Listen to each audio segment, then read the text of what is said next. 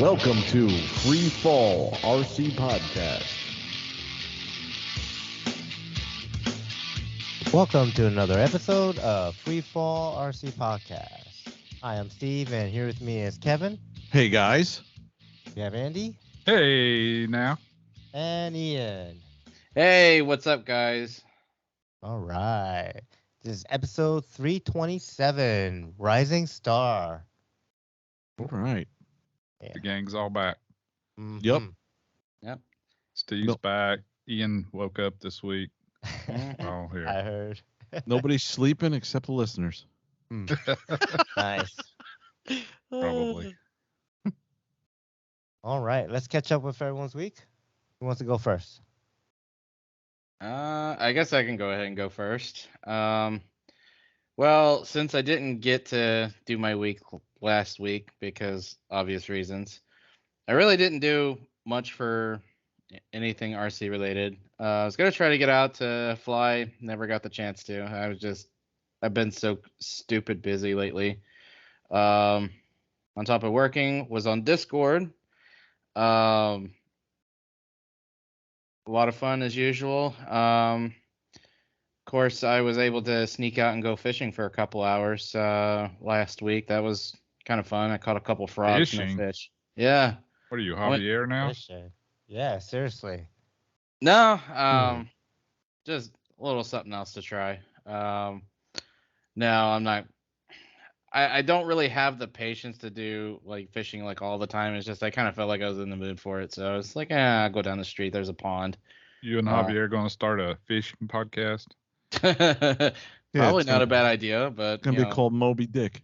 It's going to be called Free Up Fishing. Free Up Fishing. Yep. No, I actually haven't been fishing in like 8+ years. I mean, it was long enough that I actually had to cut all the old nasty ass line off my poles and stuff, and just replace it all out with braid and some monofilament. But So when you're fishing, are you standing on like the dock or the bridge, or are you in a boat? No, I'm just standing on the bank. There's actually a pond that's near some like walking trails and everything. I think that's gonna be more of like if I'm hungry for frog, because I haven't caught a fish down there because there's a lot of water dwelling foliage down there, so it's just like there's a lot of moss and plant life that you got to go through. And Are there fish in a pond? I know there's fish, Yeah. but it's like really far out there. But frogs, I mean, it seems like every time I cast one, I got a fucking frog on it. So it's like frog season actually opens up June 30th. There's a season for frogs? Here in What? Missouri, yes, there's a frog Wow. I've season. heard of this. Yeah, you Do can you either eat the shoot them with frog? a 22, you can gig them, you could use a lure. Doesn't matter. This is what's wrong with America. Frog know, season. right? Come on. Uh, I mean, there's enough Do of you them eat out there. 'em? I don't think anybody Yeah, do you gets eat it. 'em? Do you get frog legs or whatever? Yeah, what do Some you do people with like 'em? them. Frog legs are awesome. Yeah, so you Do cook you them up eat and 'em? fix them. did you eat those too? Well, the frogs I caught, no, I had to let them go. Because park rangers are always in that area, because it's actually when I go to the flying field that's around the corner from the house. Park rangers are always kind of in and out to make sure there's no trouble going on in that park at the flying field, and Before it's you on the opposite side of the intersection. So I imagine that they do go over there and check often as far as fishing permits, make sure nobody's doing any shenanigans or whatever. before you let them go, do you kiss them just in case? No, Okay. no, my kid even asked, "Oh, can I kiss it?" It's like, no, I just do the fucking thing in the water. It's like, no, you're not kissing it. Might be a prince. You don't know. Yeah, no, I'll pass on that one. He'd shit if he kissed it and actual Prince showed up, started singing Purple Rain. Oh my god. But anyway, no, I just decided to get back into a little bit of fishing since there's a few lakes in my area, and I kind of toyed about the idea of fishing again as far back as like last year, but I just never acted on it. So, And then, of course, fast forward to today, I finally was able to get my Honda licensed. Go screw yourself, Uncle Sam, because yeah, that was like $900. Wow. So, yeah, and I wasn't expecting it being that much, considering it was like $600 or $700 to license the Jeep, which I thought was kind of crazy. But it was like, oh You well. do realize Uncle Sam has nothing to do with your automobile, right? That's all state level stuff. Yeah. Sales Yeah, tax, automotive tax, I That's who know. you- tag, title. That's who you people vote in that state. Yeah, That's who has something to do with it. Yeah, but that in my no one state changes sucks. I anything. mean, I wish a lot of states were like Florida, where they don't have the personal property tax. I mean, it makes it so much easier. We got to open up an amusement park. Yeah, there's a few of them over here, but not really worth it. But as far as that, that's pretty much been my week. I haven't done anything RC related other than Discord. Okay.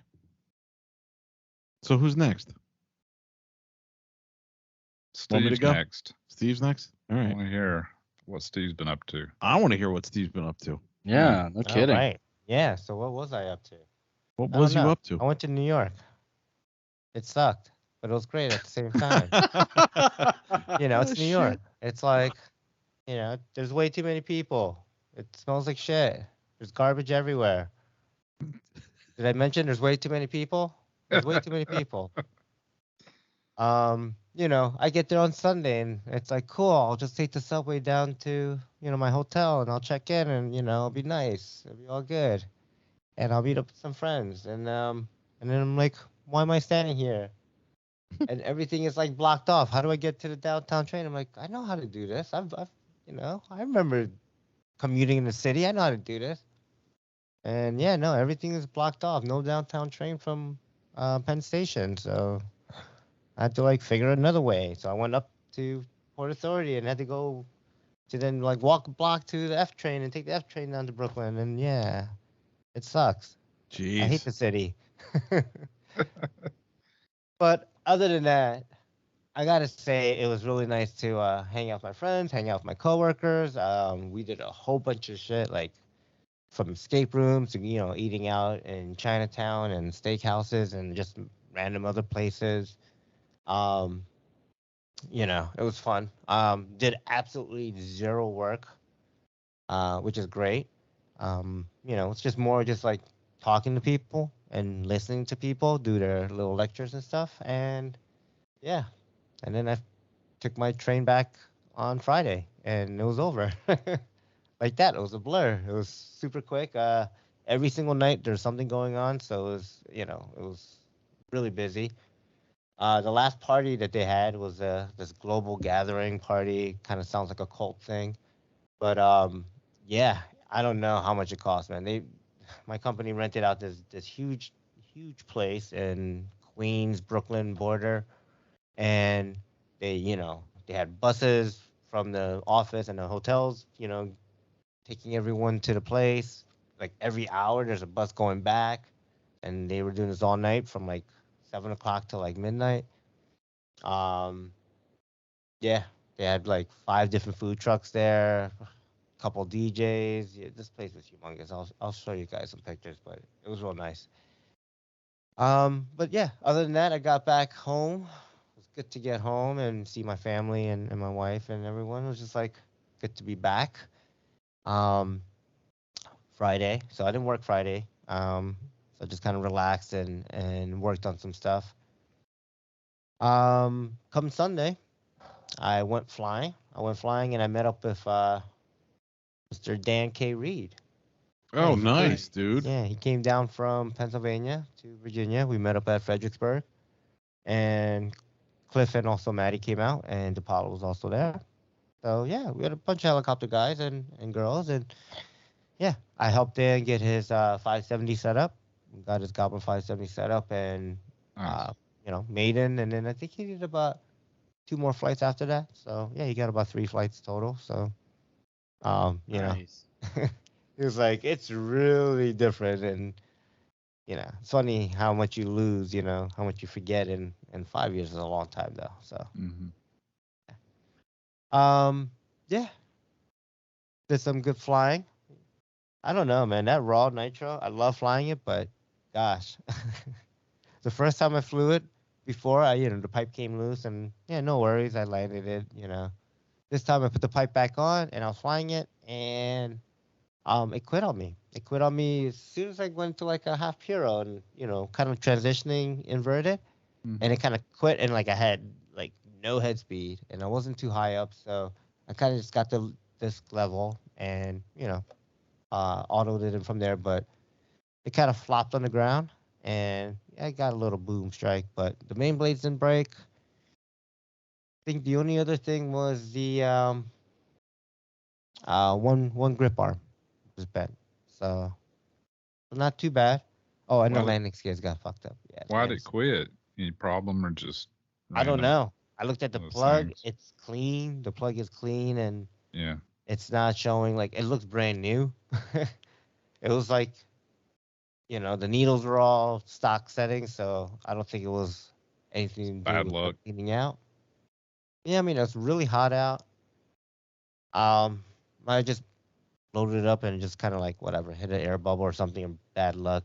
Yeah. Because it was sounding good. Like everyone was like motor was sounding good. It was purring nicely. There was no like pitch change or anything when I did the maneuver. It was just like, and I went rook and just went, and it was off. It's like, okay. But no worries. It's already fixed. I got it fixed today and yesterday. Worked on it. And yeah. I do still need to figure out why the motor quit, so I'm gonna try to figure that out. So you crashed the helicopter this weekend, and it's Tuesday, and it's already fixed? Yes, I crashed it on Sunday and it's fixed on Tuesday. That is record time. He doesn't screw around. But it's like 3 parts I had to replace, like a but boom. Still, he stocks up too. I mean, there's people I know that couldn't do that in 3 years. Well, don't get me mistaken for another Steve. Oh, I was gonna say Andy. Oh.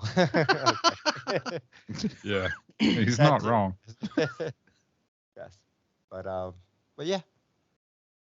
Other than that, I did fix the Kraken 580 Nitro. I got that motor built back up. I got my parts order from RC Japan. So that's built and fixed.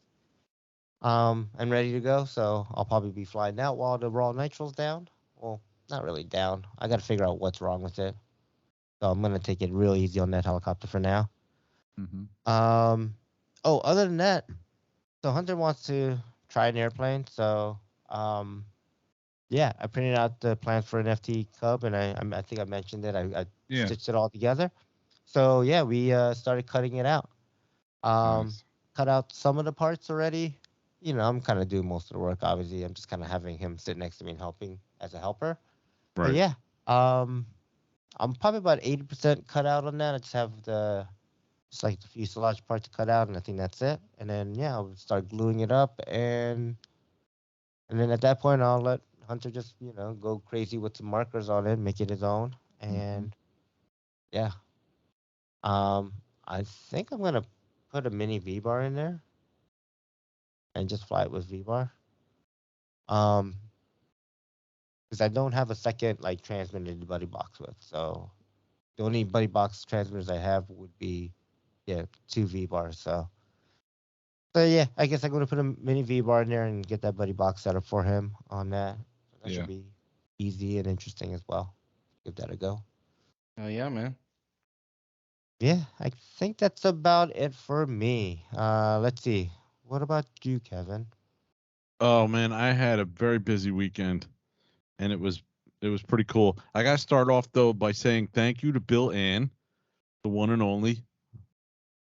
Thank God that he was nice enough to text me and tell me that our buddy Smith Milk, Eric, has successfully gotten the telemetry to work between the Hobby Wing and his, V Touch or V Control Classic. I almost said V Touch Classic. So I got to do some research on that. But thanks, Bill, for getting, in front of your phone and texting me. That was nice of you to do that. And yeah, so this weekend, like I said, was really busy. man, I did the brakes on the Jeep on Thursday, and then I fixed what I screwed up on the brakes on the Jeep on Friday, and then I replaced the radiator on Saturday on the Jeep. And so like $300 worth of stuff, and I was so glad I did it. The brakes are awesome, and I'm not getting any leaks out of those. I'm not getting any leaks out of the radiator. It was definitely the radiator that was the problem, and which I suspected, because diagnosing it, it's pretty easy to tell this drip is coming from this part forward, okay, and wasn't seeing any leaking coming from any of the hoses or anything.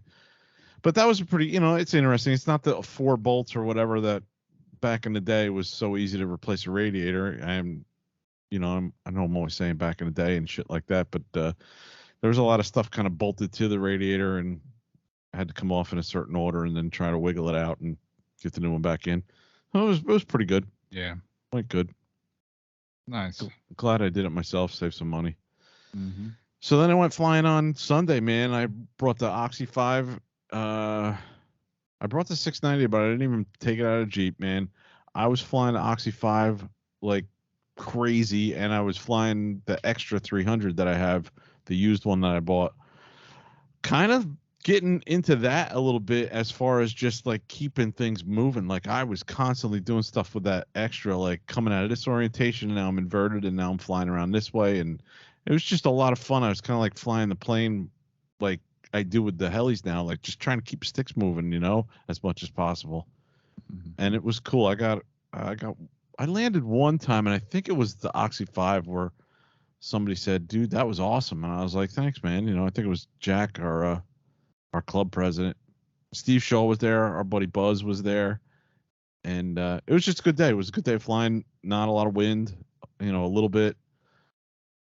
But nothing, I don't know, man. Like flying in the Northeast, like my whole life, my whole flying life, my RC life, or whatever you want to call it, and then moving to another place where I see a little difference, like a little bit of wind and people get skittish. And man, Steve and I have flown in like some serious shit, like helis and planes.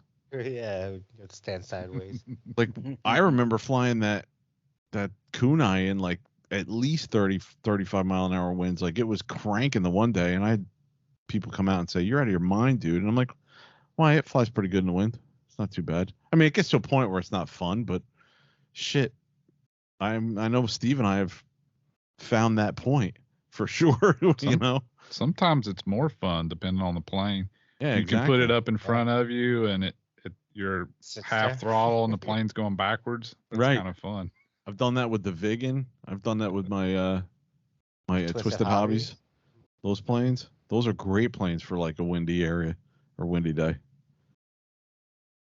But yeah, it was good. I had a really good time flying, doing some stuff with the plane that I normally don't do. Just trying to high alpha inverted, and I just mess around that way. And then the Oxy 5, dude, I just throwing that thing around as quick and as fast as I could, and just had some good flights with that. Just really enjoying myself, man. I'm so glad I went through all the pain and suffering to get to this point where I'm like actually having a good time and starting to put things together quicker. Yeah, and that's awesome. Yeah, it's been really good. So who does that leave? Anybody? It's me. Andy. Me. How and was I'm your week? sad to report that I've done nothing RC related once again. What the hell, Andy? But this time I have a really good excuse. It's all Kevin's fault. Yeah, Okay. How is it all my fault? Well, it rained yesterday, so I kind of took the day off because I've been really busy for about a month planting corn, planting beans, planting this, planting that. You can't blame the rain on me, dude. I stopped dancing a long time ago. Okay. No, so I was like, well, it'd be a good time to finish up this Spectre V2, get it off the table, so I can actually done something. And these guys will quit making fun of me, comparing me to Steve Shaw. No, that's not going to happen. But so we're sitting here at lunch, I guess. I'm like, let's check out that show Kevin was talking about, Arcane. Team was sitting here. So we put on an episode. And I was like, yeah, it's pretty good. Team was like, it's fucking great. Let's do another one. So we did another one, and then another one. I couldn't get her to turn it off. So like 7 hours later, it's time to go to bed. So I accomplished nothing. We watched, I think, 7 in a row, and then got up this morning and watched the last 2 before I went to work. So, all right. So what'd you think? It's pretty awesome, wasn't it? Yeah, I liked it. Yeah, you were right. The animation and the art design, art direction is really, really cool. The story was pretty good. I was just amazed at one point the emotion they could convey with the animation. Just I was like, holy shit! Yeah, it's got emotion, gives you the feels. It's got pretty good story and plot. I don't know anything about League of Legends. Never me either. Jack shit about it. I know it's kind of like from that or based on something to do with that. I don't know, but it didn't matter. The art design and the animation style is really, really cool. So good job on that. I'm saying it kind of tongue in cheek that it was your fault, because I guess I could have stopped watching it, but Tima wouldn't let me turn it off. She really digs stuff like that. So what's the name of the show again? Arcane. It's on Netflix. Arcane, I believe. Yeah. Pretty cool. Okay. So that's it for me. Nothing else to report. Damn. Watched a lot of TV. Yeah, so did I on that train ride. I pretty much watched 4 seasons of Ozark.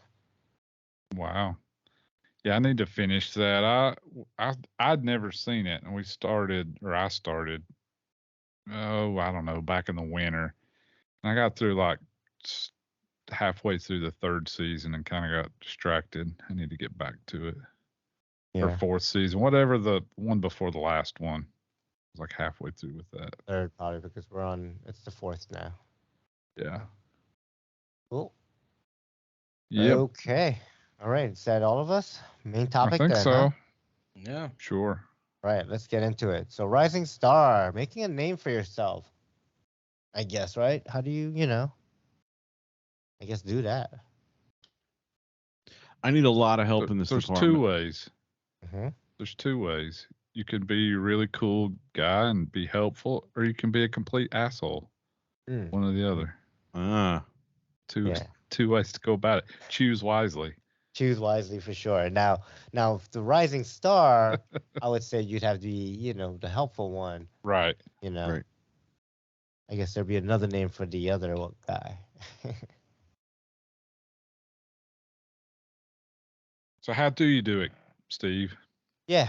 So making a name for yourself. I think the best way is to have a presence online, right? Having a social presence online.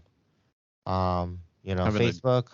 Having a good social presence online. Yes, good social presence, helpful presence, and one that promotes the hobby, right? Yeah, Facebook, Instagram, I guess TikTok if you're a millennial, or the Gen Z, I guess, or whatever that crap is. I thought that was for teenage girls. Yeah. Well, I don't know. I guess Frank's a teenage girl because he's on TikTok a lot. Mm-hmm. Emotionally, probably is. That's how he gets in. Emotional level or emotional age. His emotional age is a teenage girl. Yes, teenage girl. That's how he gets in. Listen, don't judge. No judgment. But I was just always wondering how does he do it, right? Like I can't do it. I look at TikTok and be like, and it must be how my parents looked at like smartphones, like what am I supposed to do with this, right? That's what I'm looking at. Like, what am I supposed to do with this? I don't know.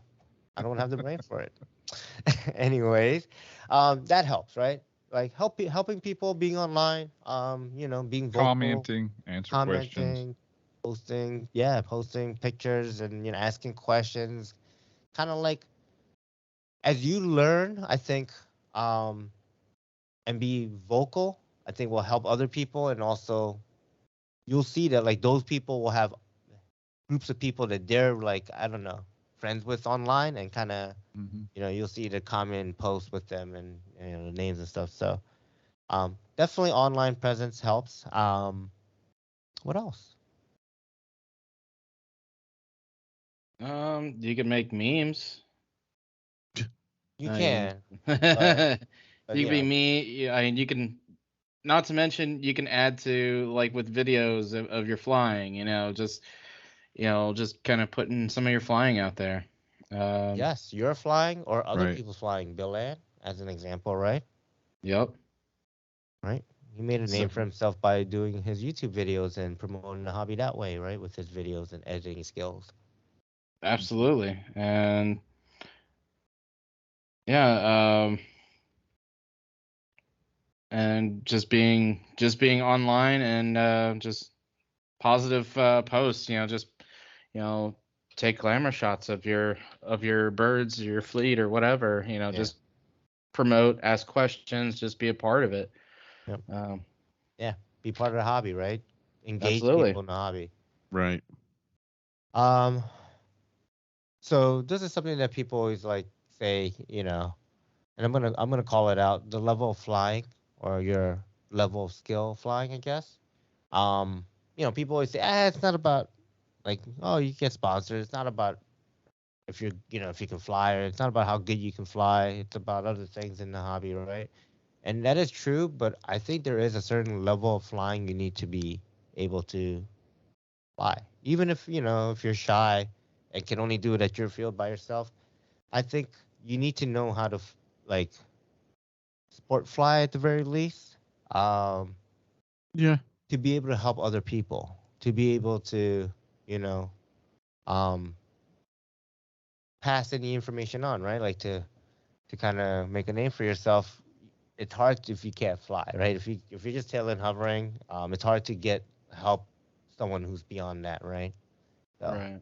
Unless you're one of these people that just has a certain personality that just ends up knowing everyone, and anytime someone has a question, they don't know the answer, but they know who to ask to get the correct answer.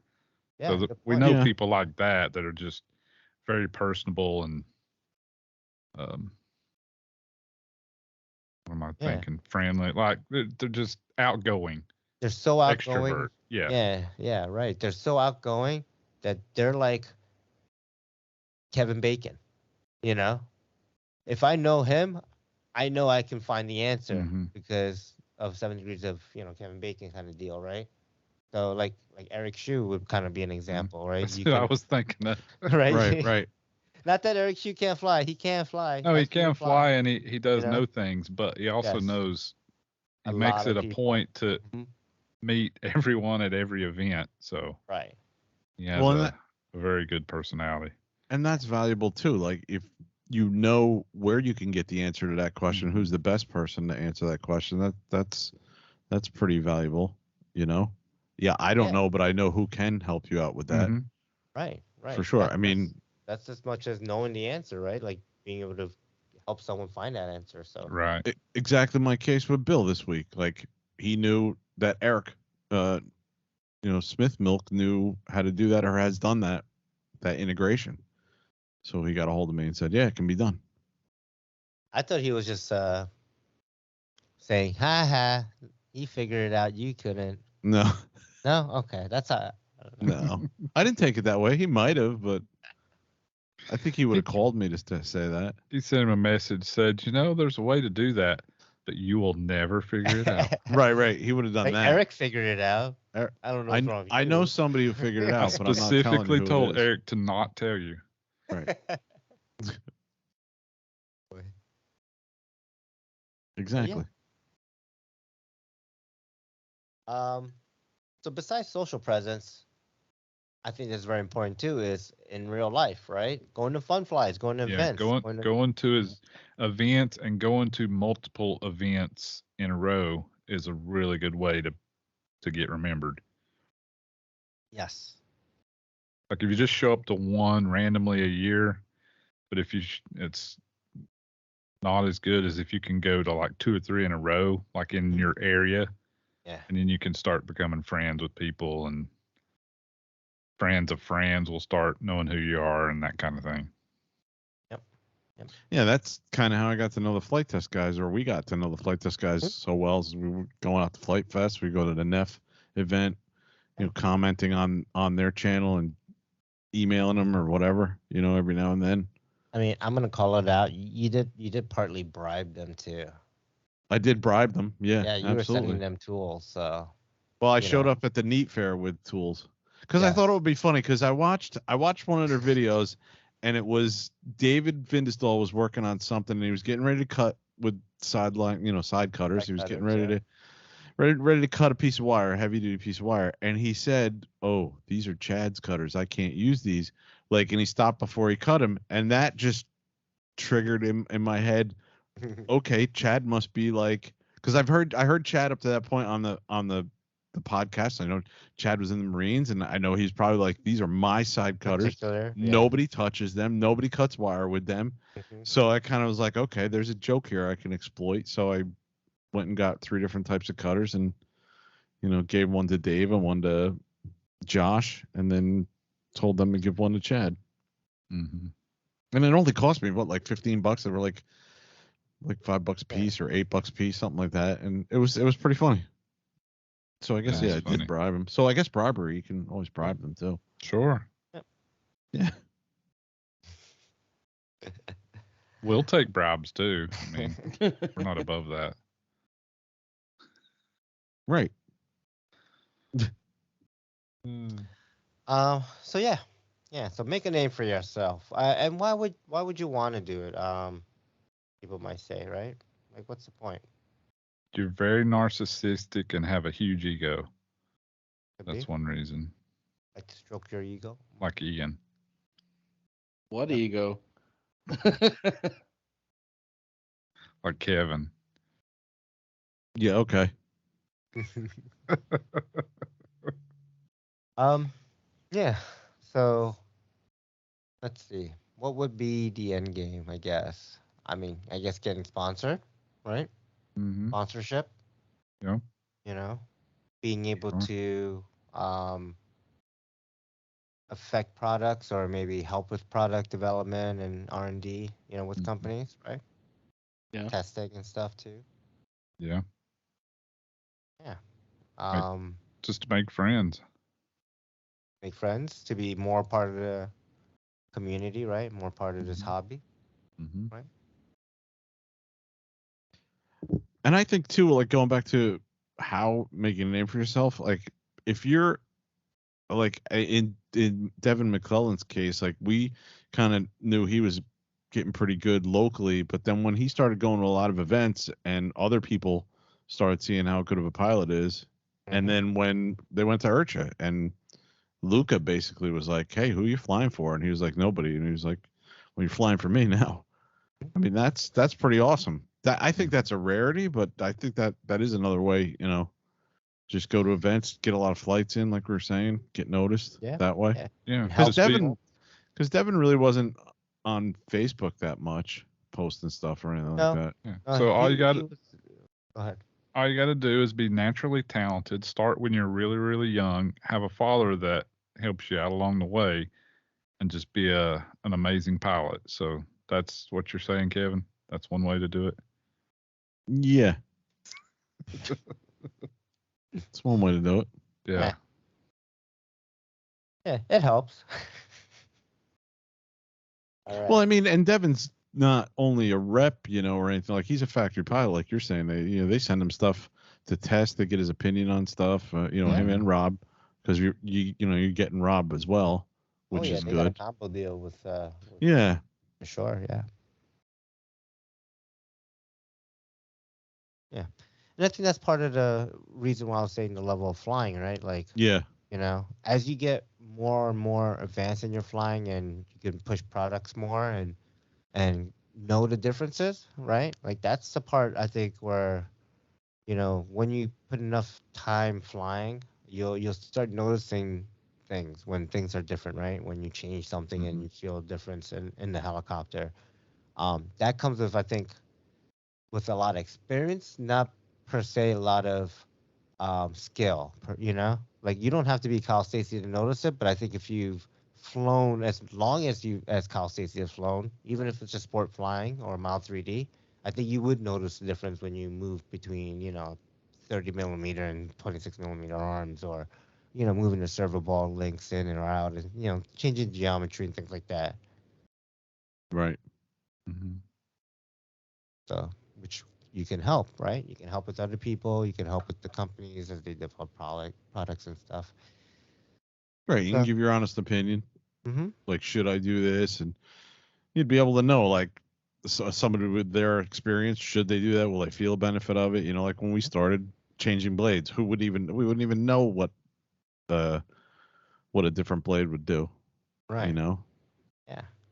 I don't know if I still would know when I was going to say, I still don't know. I mean, I do. I can tell. Now, can I quantify it and put it into words? Yeah, that maybe not. But I can tell when things feel different, especially with blades now. I can tell there's a little bit of difference in, between two different sets of blades that are like opposite end of the spectrum, but I'm not going to name names or anything, but it's like the current blades that I have on my model. I can tell a difference between those and like the SAB blades I had on it. So yeah. All right. Anything else about this topic here? Kind of a short one, right? I would say you either got to be a really good pilot, and that's a really easy way to get noticed, or you got to be helpful and have a decent personality. I think that's kind of the two avenues. And I almost say you need to have both. I almost say you can't just be a really good pilot. And but there's we know pilots that are really, really good that become a name, but they're kind of dicks. So you can get noticed. I didn't say might not be I don't know. You might be a rising star, depending on what your definition of that is. But really, really good pilots can become pro level and kind of not have very good personalities, or very amateur pilots can become very high pro level and not be the best pilot, but be very helpful and just cool to hang out with.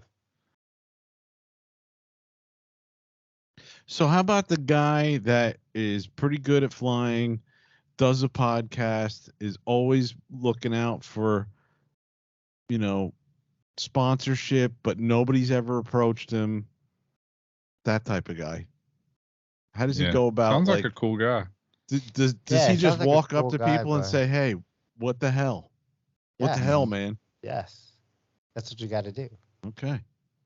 Okay. Well, not me. That's not. I wasn't talking about myself. No. Telling your friend, like, hey, you got to. Oh, I thought you were talking like, about Iaen. My bad. Shh, don't tell the listeners that. Come on, Ian's trying to keep that. Shh. The hell? What the hell, man? The hell, Iaen? All right. Well, for our listeners, tell us how you think you make a name for yourself, huh? Maybe we didn't cover something that you know of. Mm-hmm. Yeah, maybe tell us whether or not you think it's, if it's something for you or not, or you're just happy flying. Or I think I think especially in the helicopter community, like everybody's like Mike D put it, like it's hanging out with surfers, so the surfer community or whatever. It's just like not guys with attitudes, but just guys with personalities more. I think there's more characters and more personalities. And there are some in the plane community, but I think it takes it's a little bit more of a higher step up, in the helicopter communities, because we got to go through so much to get to a point where we can actually fly these damn things, Yeah. Like we have to take so much abuse in the beginning to get to a point where And the fun flies are a pisser. Like they're hysterical. Mm-hmm. Yep. So I don't know. I think that has a part of it too. Yeah. Yeah, for sure. I mean, the fun flies are, 80% reason why I'm still in the hobby. Well, and you that's what know? I'm saying. Like, I don't know if people are like, oh, I don't have to be noticed. I just want to go have fun, and that's great, because you can definitely have a lot of fun, And not be noticed, the or fun thing is or you're noticed just because you're in the helicopter hobby, right, and that's what I'm thinking. I'm also thinking too is that you can get noticed and not even want to be noticed, right? Like it's not like your attention to be noticed. Right. But doing what you're doing can get you noticed. Just I'm gonna throw his name out there like Jamie Baker, Jamie Burkholder. Um, he just wants to fly and he enjoys flying and he uses it as like a good way to kind of relieve stress and stuff. And you know he gets asked to join teams and stuff that he doesn't want to. Like not that he doesn't want to, but it's he never thought that he was good enough, I guess, for it and stuff. But yeah. And I think it's because of his whole story too, Mm-hmm. Yeah. I think it's more than just the story, but I think it's also like, his dedication. Started coming, he comes to the events, hangs out with the crowd. And flies, and works on his craft, right? Works on his skills. Right. Yeah. And it kind of goes the same way with like Brandon Cooper. He started like 2018, 2019, and he completely, just kept with learning, all of his orientations, started learning maneuvers. He passed me up like within a year. So it's just like Another guy Brandon. we lost to fishing, I believe. Yeah. Fishing's just destroying their hobby. No. Damn it. Yeah, I'm not leaving the hobby anytime soon. Damn it.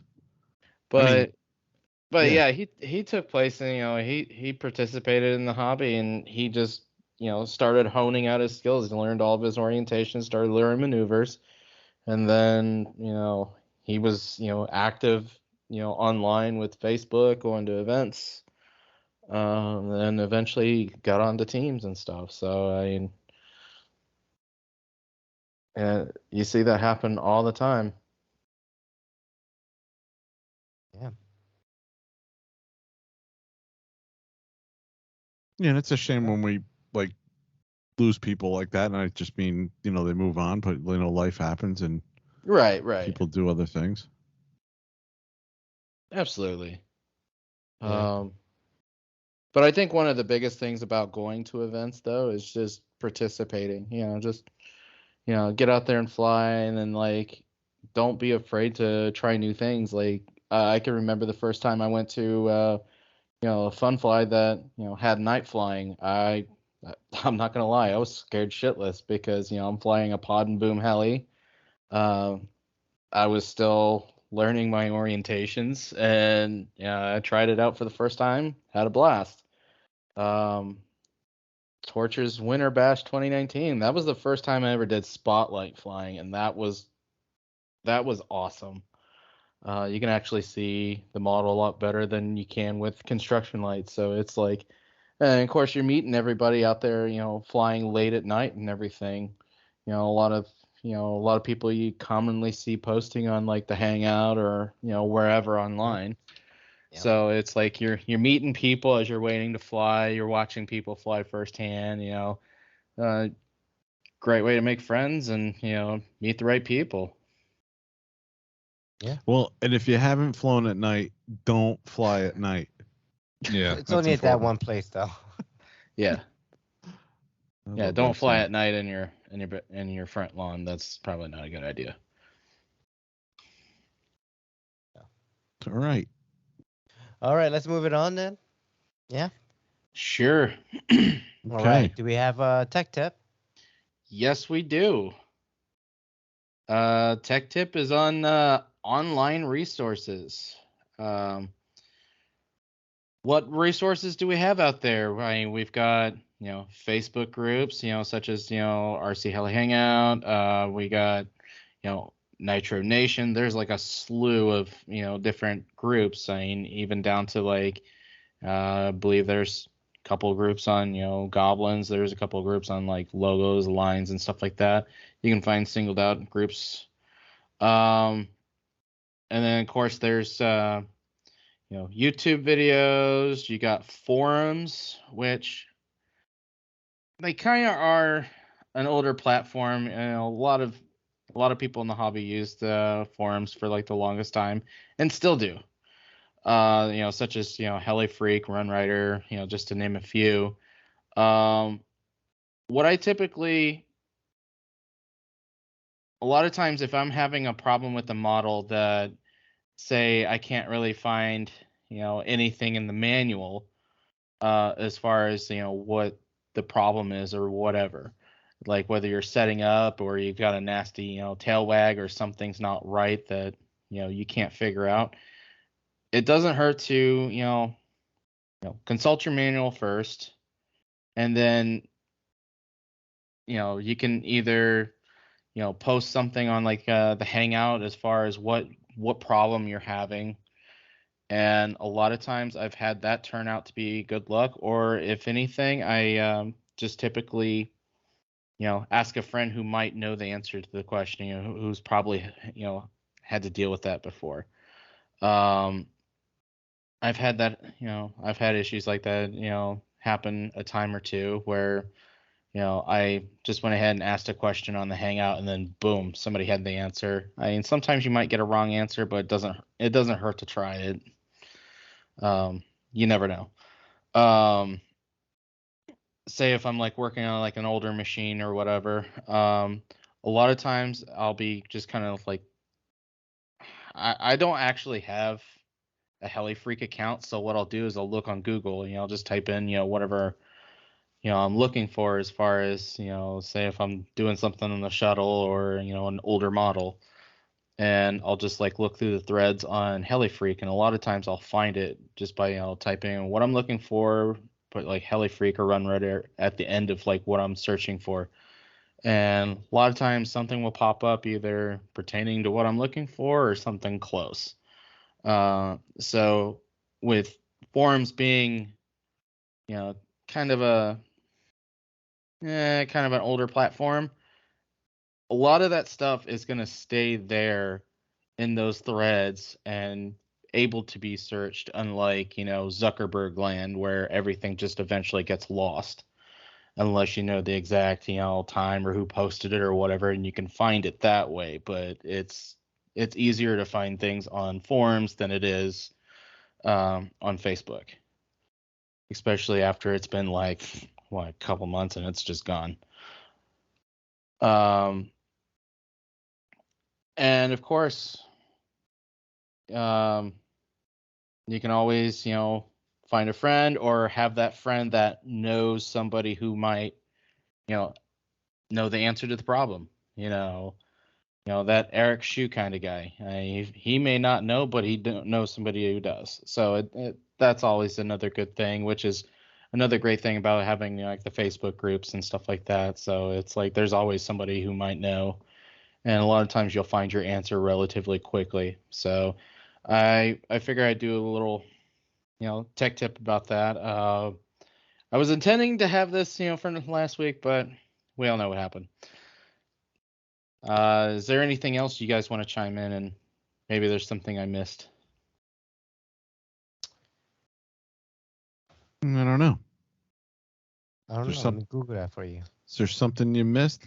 Well, no, I think you got a good point about talking to people on Facebook, and especially finding out where the fun flies are, because if you're having an issue with whatever and looking for troubleshooting, that's the best way to do it is go to a fun fly when that's coming up, man. And especially if you're a noob, which I should have probably known about that one, because 2016 I went to my first fun fly, which I had to have help setting up my Blade 500X because it was my first time setting up a fly barless, and I already drove it in the ground once trying to set it up. So when I went to the fun fly, I was able to get it set up and flying it. Nice. And of course, then I got to meet like a shitload of people that, I got to fly with locally. Nice. I was going to say at a fun fly, there's a ton of people that would crash your shit in a heartbeat for you. Oh, yeah. Unless you want to. No, I'm only kidding. But yeah, you'll get a lot of good help from a lot of great people. Absolutely. A lot of great help from a lot of great people. And there's people that are like, looking to help you too. And like you'll get a break from flying, and maybe the lines are a little too long, and they can take your helicopter with you somewhere and help you work out the problem. absolutely. And then it's like at Spring Fling last year, Steve completely rebuilt somebody's heli. He just dropped what he was doing and just started pulling out tools, started going to town. Yeah, that was fun. Oh yeah. 3 hours rebuilt the whole Kraken because nothing was Loctited. Oof. It would have been raining bolts. Yeah. But yeah, I think asking for help, right? Besides online, right? You can ask for help online, but you could also ask for that online help to be in person, right? That Dan is asked also me, true. hey, I need help setting up this Goblin 570. So I met up with him and helped him out. Or who's flying in my area for, a lot of those people that are just the kind of lone wolf because they don't know anybody in the area. Yep. I mean, that's how I met Kevin, right? Yep. It was kind of like, on the flight test forums, hey, anyone in my area that flies planes? Yeah, fly, see. Yeah. And I had that's to how we move to met. the city to find that out. And then, of course, that was when Facebook groups were kind of just starting to be a thing. Yep. And I ended up meeting up with some of the locals around here. So right on. Yeah, just let us know in the comments if there's anything else that anybody might do differently, or if there's anything I missed, or just any topic ideas for another tech tip. So that's all I've got this week.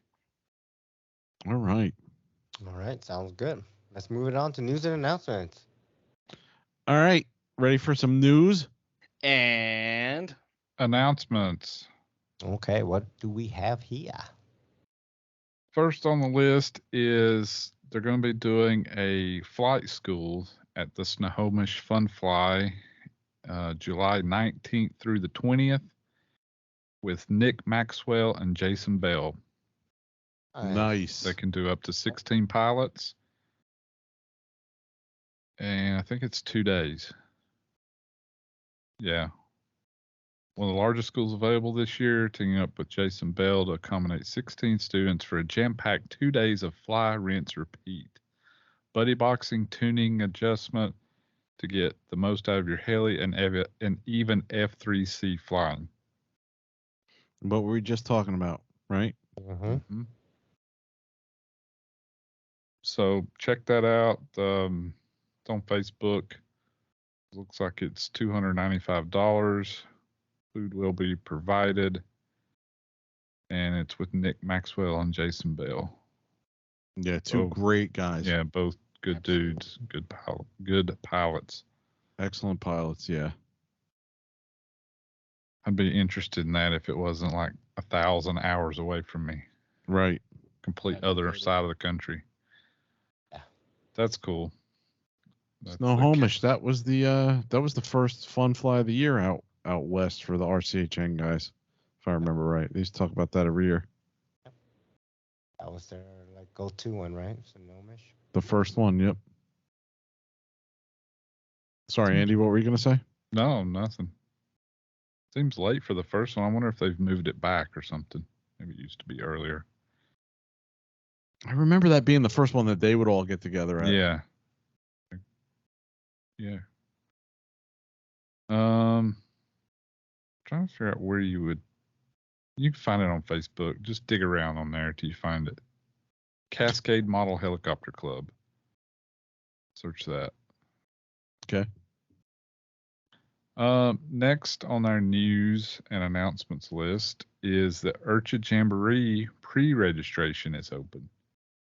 Nice. This year it is. When is it this year? The 20th? No, the 10th. August 10th through the 14th. Okay.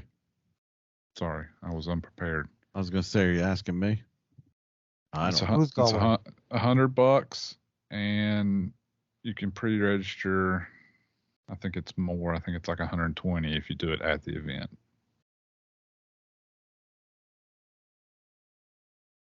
They have information here about everything. They will have golf carts. I don't know what the price is or anything about it, but they have a new golf cart vendor.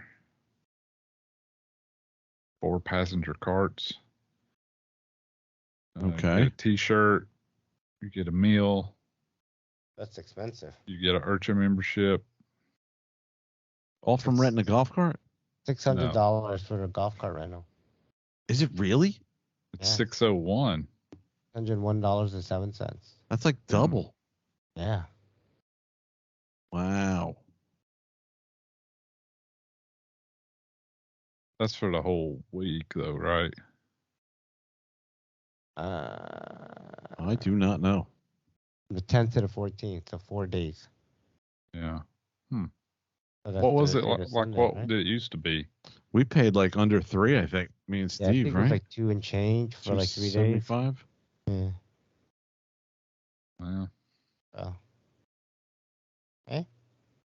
It's all that gas inflated prices, man. I'm sure there's some of it. it's probably some of it, yeah. Well, anyway, go check that out. Yep. If you're planning on going, it pays to pre-register. Mm-hmm. All Yeah. right. Do you guys have anything else? I do. I kind of want What to you put a got? reminder out there. As of the release of the podcast, this episode of the podcast, we'll have 1 week until Rotors Over the Corn, June 3rd and 4th, in Waverly, Nebraska. It's hosted by Midwest Heli Boys and Lincoln Sky Knights RC Club. Landing fee is $30. There will be lots of fun. Best heli fun fly in Nebraska, and of course, night flying, on-site camping, no hookups, and pilot's dinner on Saturday. Definitely a great group of guys. It's definitely great to get some flights in with them. It's been a little bit since I've been up there, so if you're in the area, come on up. Still All right. cracks me up. No hookups. That makes me laugh every time. Yeah, you get no hookups. No hooking up. Yeah. I mean, Uh, that's happening here. depends on how resourceful you are. You might could get a hookup. Try really hard. That's true. But no, it's a really beautiful field. I mean, their previous field was really nice. Yeah, of course, that was over in Council Bluffs, Iowa, but they ended up losing their field, so they're borrowing a one from this one. But I mean, it's got like a tarmac for planes and stuff. Yeah, it's a really beautiful setup. So I know I'm itching to get out there and get some flights in at this field, and kick back with everybody. Just have a good old time. So Cool. All right. Awesome. All right, what's next for you in the hobby? All right, Kevin, real quick, tell us what's next for you. Yeah, because I got to get out of here. You got to get. Let's got- just do it and end the show right here. 10 minutes. Do it. And I got to go. I hopefully can get some flying in. I'm not sure because the reason I'm leaving the show in 10 minutes is because I got to go pick the wife up at the airport. She's flying in. I'm taking Wednesday, Thursday, Friday off, and I got Saturday, Sunday, and Monday off. So I got 6 days off coming up. First Dang. vacation I've Nice. had a long, long time. Nice. And we're gonna go up to Orlando and I don't know, go to SeaWorld Nice. because I can get in You in for Disney? free. No, I get tickets for SeaWorld for free because I'm a vet and I signed up for them. So Oh, nice. it's cool. And we're just gonna stay up there one night, go to SeaWorld, say hi to Shamu, and then come back home. and then probably Okay. just chill. I don't know. I'm vegging out, see what the kids are up to, and just chilling. All right. So I might get some flying in. I might not. Who knows? Sure. Who knows? I'm just rolling with it for the next 6 days. Roll the punches. Yeah, exactly. So what are you guys going to be up to? Who's next? What are you going to be up to, Steve? Okay, so what am I gonna be up to? I guess I'm just gonna finish that FT Cub. Yeah, make sure all my other models are good to go. But I don't think I have much wrenching to do. Figure out that motor issue. I'm just gonna fly it, see what pops. But yeah, that's about it for me. Oh, I am trying to plan a fun fly, sometime in September or October, in Virginia for that Hanover RC Club. So yeah, I'll probably work on that and pick a date, I think, in the next week or so. Cool. Nice. Right on, dude. All right. What about you, Ian?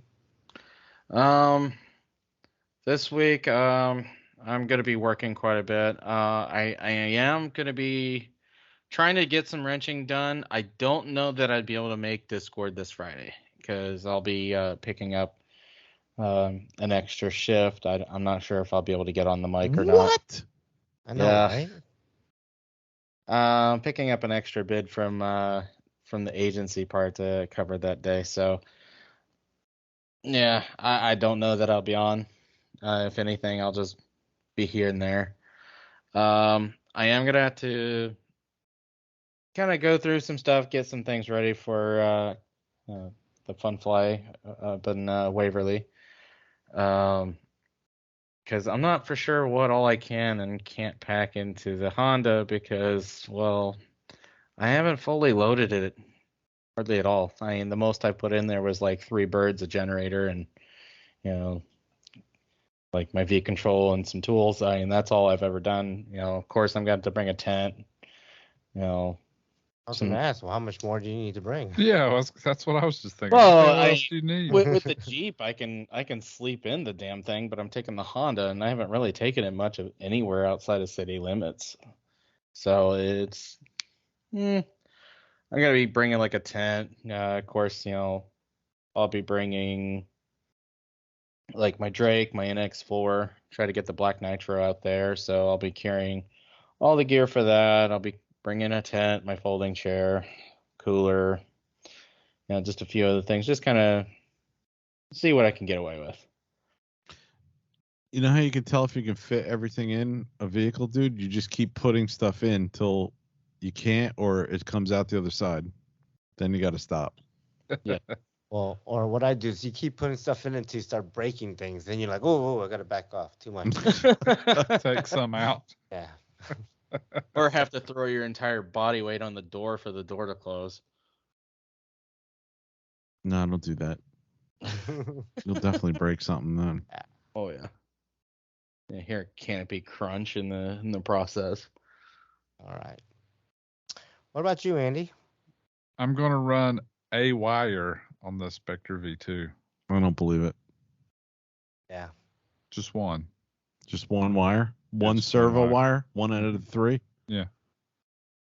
Yeah, I don't want to overcommit. That'd be great. Take a picture of it, put it on Facebook. One servo wire. I might. There's not many screws left to do, so I say I might put one screw in, but probably just run one wire. Maybe solder one bullet, the ESC. And just one zip tie. Just do one. Oh, dude, that's what we got to do. The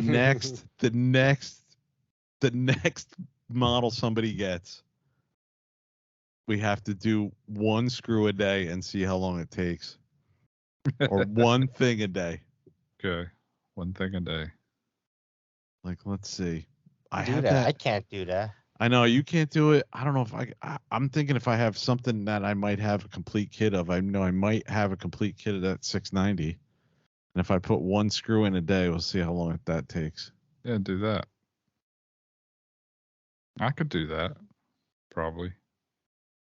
Except I would forget. There'd be many days I would forget to do it. So, but then I could put 3 in just to catch up. Yeah, we could do that, right? Mm-hmm. 7 things every weekend. You're like, Just oh, to missed see 5 how days. long it would 5 take. screws. Yeah.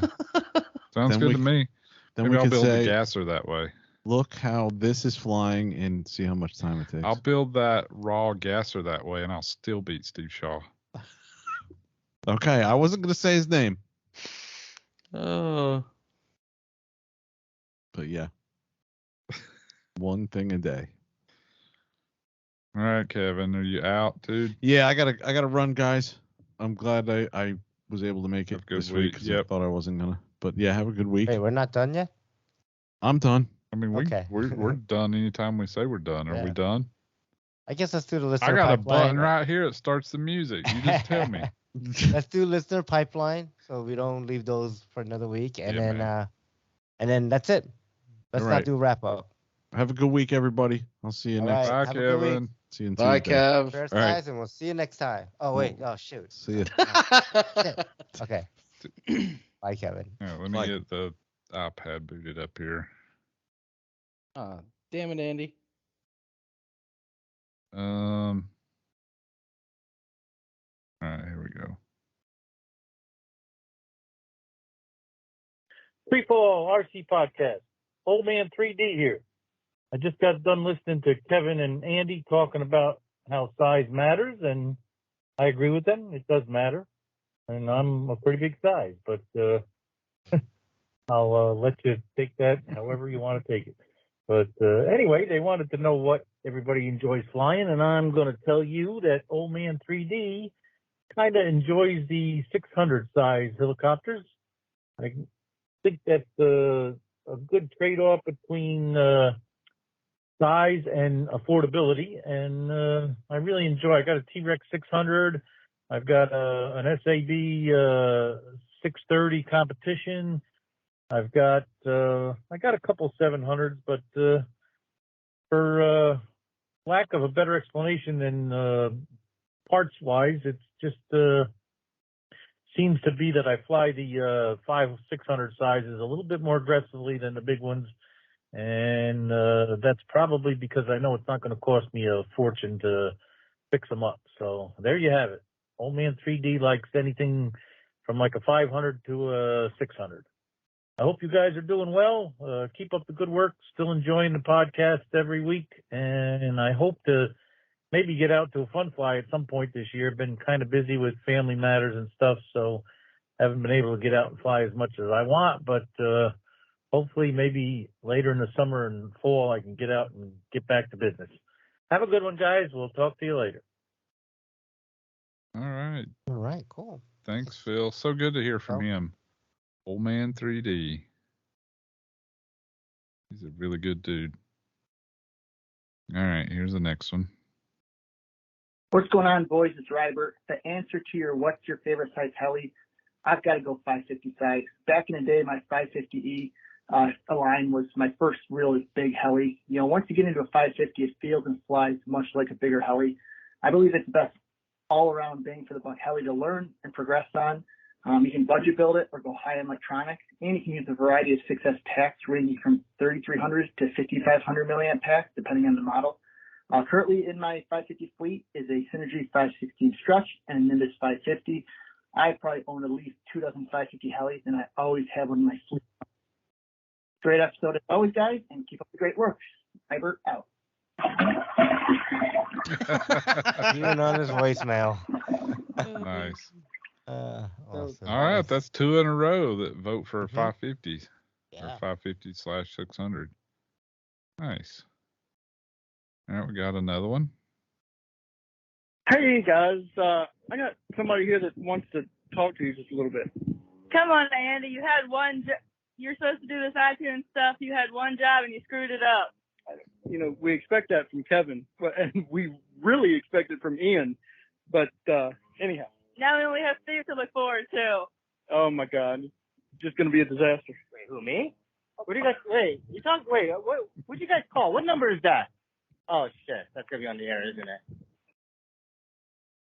What did I screw up? I couldn't hear. Looking up the iTunes review, I guess. No. Yeah. Whatever. You just mind your own thing over there. It's Maddie. You wait till I see her. She was All doing right. great. She was. Is she? I bet. They're like tanning every flight now. Nice. I'm like, what? Why? Yeah. Okay. Cool. Yeah.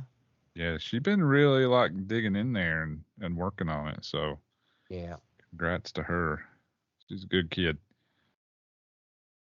All right, that's all the voicemails. So since everybody's talking about it in the voicemails, what is your favorite size, Steve? Since you weren't here last week, So if you my could favorite pick one size. size, if you could only have one size heli for all your days, what would your favorite size be? So if you asked me this question like a couple of years ago, I would probably agree with all these folks, be like 550, 600 size, but nothing flies like a 700. Nothing. Yeah. Whether it's Yep. nitro or electric, nothing flies like a 700. So Mm-hmm. I would pick a 700.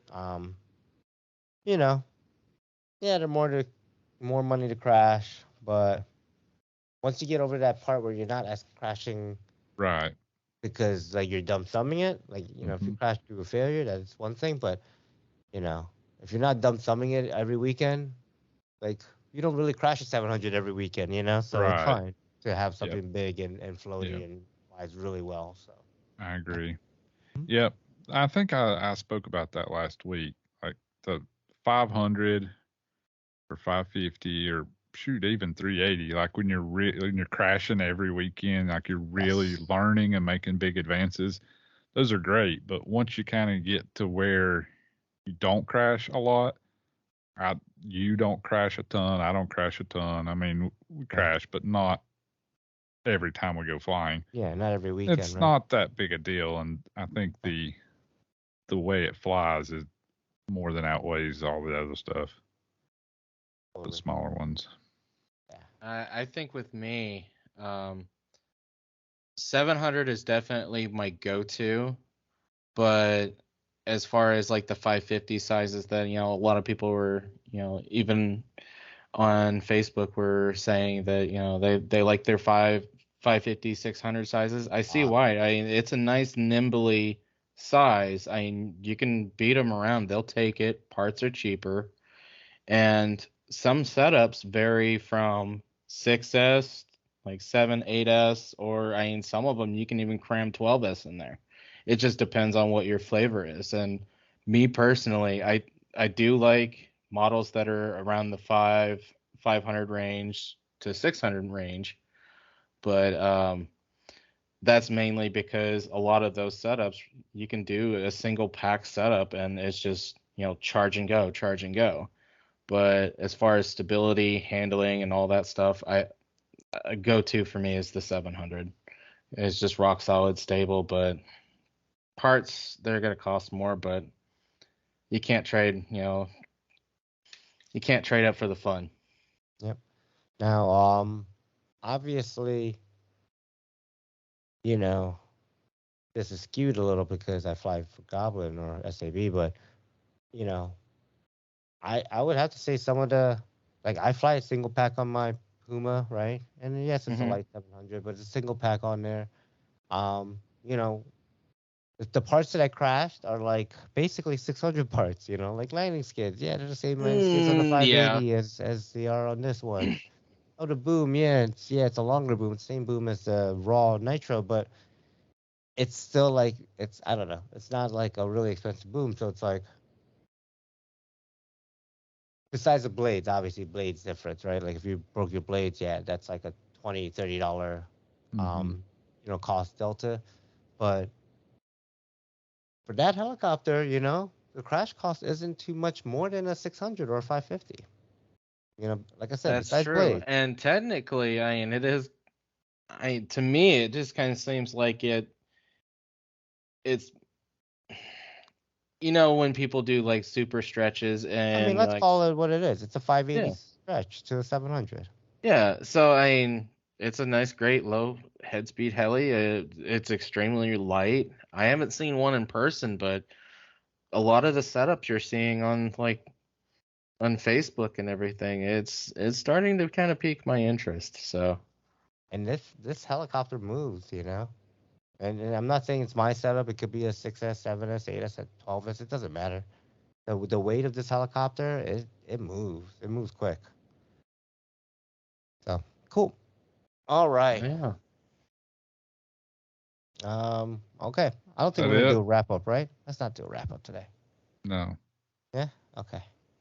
Cool. All right. Thanks to our listeners. Free our skies, and we'll see you next time. Bye, everyone. Bye.